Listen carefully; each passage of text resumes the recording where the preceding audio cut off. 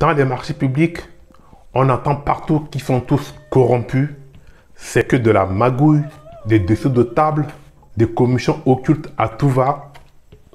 Et pourtant, beaucoup d'entrepreneurs se sont spécialisés dans ce secteur et gagnent aujourd'hui énormément d'argent. En Afrique, ce sont les Chinois, les Libanais, les multinationales qui se font des couilles en or.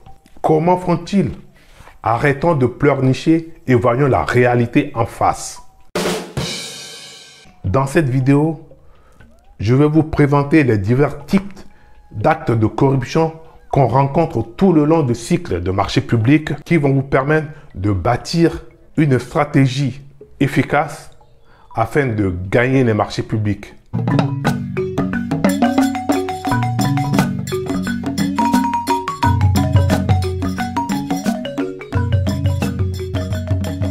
Bonjour et bienvenue sur ma chaîne. Si vous êtes nouveau sur la chaîne, je m'appelle Simon Alalingbi, je suis fonctionnaire des finances en France. Sur cette chaîne, je défends le patriotisme économique et j'accompagne les TPE et les PME à répondre aux marchés publics et à les gagner. Abonnez-vous dès maintenant pour être averti automatiquement dès l'apparition de nouvelles vidéos. La passation des marchés publics est l'une des activités gouvernementales les plus vulnérables à la corruption. Un vieil adage selon lequel celui qui ne sait pas ce qu'il cherche est certain de ne pas le trouver s'applique pleinement ici. Il est donc nécessaire de connaître les montages les plus fréquemment utilisés. Les secteurs les plus impactés par ce phénomène de corruption sont le secteur minier, le secteur de la construction, le secteur de transport et du stockage, le secteur de la communication et de l'information.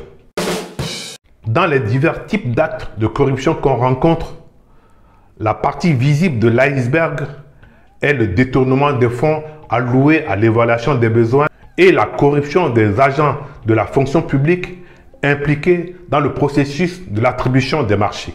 Ces risques de corruption sont exacerbés par l'interaction étroite entre les agents de la fonction publique, les entreprises et la multitude des parties en présence et leur implication. Plus élaboré encore, le montage des bureaux d'études qui, avec ou sans l'aval de maître d'ouvrage, impose ou préconise des prestations, des techniques pour favoriser telle ou telle entreprise au détriment des autres. Deux exemples. La fausse étude dite familiale qui permet de défrayer un ami, une connaissance, une relation, un obligé.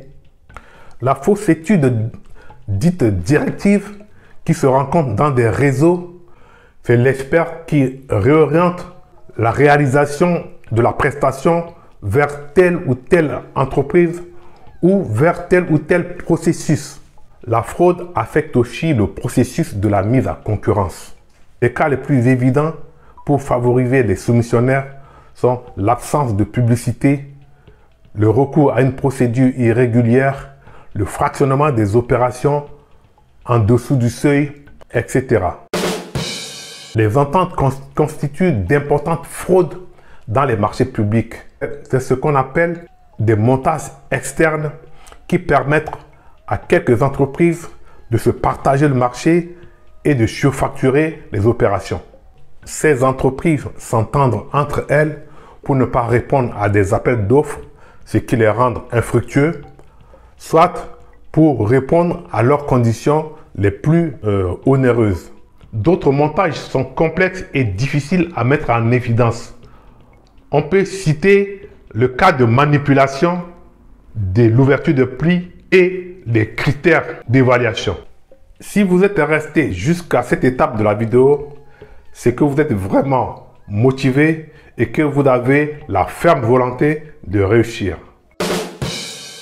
Sans avoir la prétention de me substituer aux autorités de contrôle des marchés publics, comment alors améliorer l'intégrité et lutter contre la corruption dans les passations des marchés publics? Car c'est ça dont il s'agit. Concentrer les mesures d'intégrité sur une seule étape peut accroître les risques à d'autres étapes. De même, ne traiter qu'un seul type de risque de corruption peut donner une marge de manœuvre aux violations d'intégrité par le biais d'autres mécanismes.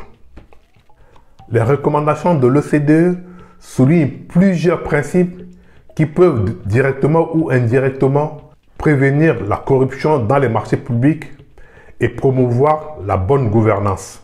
Ces principes sont l'intégrité, la transparence des parties prenantes, la participation, l'accessibilité, la passation électronique des marchés et bien sûr la supervision et le contrôle.